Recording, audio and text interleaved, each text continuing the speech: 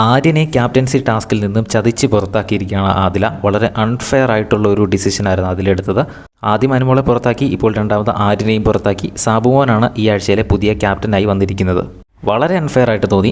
അനുമോളെ പുറത്താക്കിയത് വളരെ കൃത്യമായൊരു തീരുമാനം തന്നെയായിരുന്നു. കാരണം അനുമോളെ കൈ വളരെ താത്തിയാണ് പിടിച്ചത്. ഷോൾഡർ ലെവലിൽ പിടിക്കണമെന്നായിരുന്നു ബിഗ് ബോസ് പറഞ്ഞത്. പക്ഷേ കൈ താത്തി പിടിച്ച് കുറേ നേരമായിട്ട്. അതുകൊണ്ട് തന്നെ അതിലെടുത്ത ഡിസിഷൻ കറക്റ്റായിരുന്നു. ആദ്യം അനുമോളെ പുറത്താക്കാനുള്ള ആ ഒരു തീരുമാനം.